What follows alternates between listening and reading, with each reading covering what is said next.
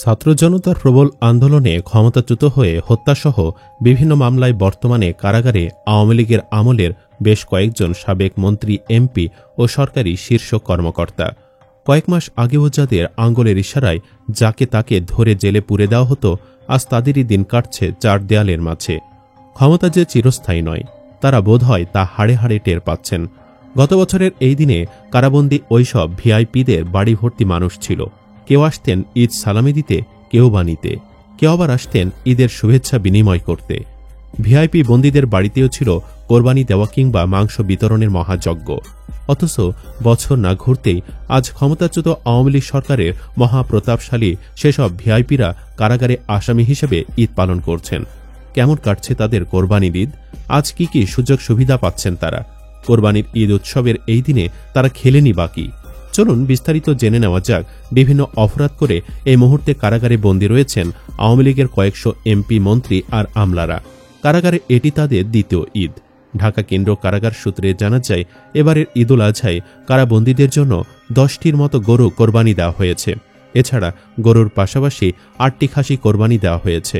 জবাই করা 9 গরুতে প্রায় 1700 কেজি মাংস হয়েছে, যা কারাগারে প্রায় 8000-এর বেশি বন্দীর জন্য রান্না করে তাদের পরিবেশন করা হয়। এছাড়া 8টি খাসি কোরবানি দেওয়া হয়েছে। জবাই করা 8 খাসিতে আনুমানিক 60 কেজি মাংস হয়েছে। যেসব বন্দীরা গরুর মাংস খান না, তাদের জন্য খাসির মাংস দেওয়া হয়েছে। জানা গেছে, ভিআইপি বন্দীদের বেশিরভাগই গরু খান না, তাদের জন্য খাসির মাংস দেওয়া হয়েছে। এদিকে ঈদ উপলক্ষে কারাগারের ভেতরে থাকছে বন্দীদের জন্য বিনোদনের ব্যবস্থা। পাশাপাশি ঈদের দিন বন্দীদের সঙ্গে দেখা করার সুযোগ পাবেন স্বজনরা।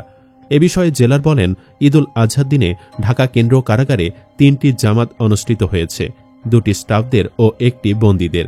বন্দীদের ঈদ জামাতটি অনুষ্ঠিত হয়েছে কারাগারের ভেতরের ময়দানে। আওয়ামী নেতারা এদিন সবাই একসাথে ঈদের নামাজ পড়েছেন, কুশলাদি বিনিময় করেছেন। ঈদের দিন বন্দীদের সঙ্গে তাদের স্বজনরা নিয়ম অনুযায়ী দেখা করেছেন। এছাড়া কয়েকজন বন্দীদের স্বজনরা বাসা থেকে রান্না করে খাবার এনেছিলেন। তিনি আরও জানান, এবার ঈদের দিন বন্দীদের বিনোদনের ব্যবস্থা গ্রহণ করা হয়েছে। সহকারী কারা মহাপরিদর্শক মোহাম্মদ জান্নাতুল ফরহাদ বলেন, ঈদ উপলক্ষে বন্দীদের পরিবার ও স্বজনদের সঙ্গে 3 দিনে একবার সাক্ষাৎ ও 5 মিনিট করে মোবাইলে কথা বলার সুযোগ দেওয়া হচ্ছে। তবে ডিভিশন প্রাপ্তদের কথা বলার ক্ষেত্রে কারা অধিদপ্তর অনেক সতর্ক আছে। তারা যে নম্বরটিতে কথা বলতে চাচ্ছে, সেটি যাচাইয়ের মাধ্যমে কথা বলতে দেওয়া হচ্ছে। ভিআইপি বন্দীদের খাবারের বিষয়ে মোহাম্মদ জান্নাতুল ফরহাদ জানান, ঈদের দিন সকালে ভিআইপি বন্দীদের পায়েস ও মুড়ি দেওয়া হয়েছে। দুপুরে সাধারণ খাবার দেওয়া হয়েছে। তবে রাতে পোলাও এবং গরুর মাংস খাওয়ানো হয়েছে। যারা গরু খান না, তাদের জন্য খাসির মাংসের ব্যবস্থা রয়েছে। পাশাপাশি আছে সালাদ, মিষ্টি, পান সুপারি ও কোমল পানীয়র ব্যবস্থাও। তিনি আরও জানান, ঈদের দিন কারাগারে সাধারণ বন্দী, ডিভিশন প্রাপ্ত ও ফাঁসির আসামিদের জন্য আলাদা জামাত অনুষ্ঠিত হয়েছে। ঈদ উৎসবে কারাবন্দীদের অংশগ্রহণে সাংস্কৃতিক অনুষ্ঠানের আয়োজন করা হয়েছে।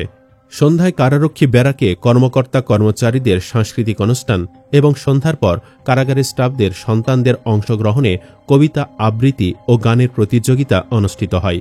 ঈদের নামাজের পরপরই সকালের দিকে বন্দীদের নিয়ে গানের অনুষ্ঠান আয়োজন করা হয়েছে। বিকেলে হয় বন্দীদের মাঝে প্রীতি ফুটবল ম্যাচ। কারাগার সূত্রে জানা যায়, ভিআইপি বন্দীদের মাঝে দীপু মনি নাকি সারাদিন কান্না করেছেন পরিবারের জন্য। কারা অধিদপ্তর ও আসামি পক্ষের আইনজীবীদের মাধ্যমে জানা গেছে, কাশিমপুর কারাগারে আছেন 61 জন ডিভিশন প্রাপ্ত কয়েদি।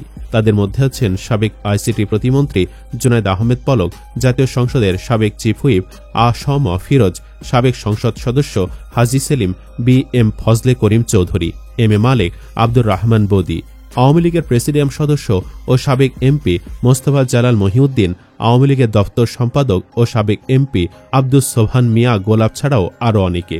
কাশিমপুর কারাগারে নারীদের ভবনে আছেন সাবেক শিক্ষা ও সমাজ কল্যাণমন্ত্রী ডাক্তার দীপু মনি, সাবেক এমপি ও হুইপ মাহবুব আরা বেগম গিনি, সাবেক এমপি মাসুদা সিদ্দিক রোজি ও সাংবাদিক ফারজানা রূপা।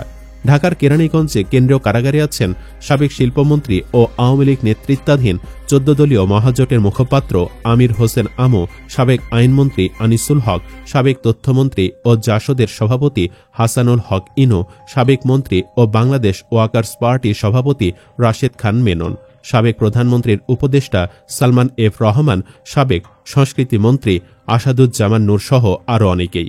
কারা অধিদপ্তরের সবশেষ হিসাব অনুযায়ী দেশের কারাগারগুলোতে ৪২,৪৫০ জন ধারণ ক্ষমতার বিপরীতে বর্তমানে বন্দী আছেন মোট ৬০,৯১৪ জন। এর মধ্যে পুরুষ বন্দী ৫৮,৮৯০ ও নারী রয়েছেন ২,০২৪ জন। বর্তমানে ঢাকা কেন্দ্র কারাগারে ৫৭ জন, কাশিমপুরে ৪টি কারাগারে ৬২ জন সহ ঢাকা বিভাগের অন্যান্য কারাগার মিলিয়ে মোট ১২৫ জন ডিভিশনপ্রাপ্ত বন্দী রয়েছেন।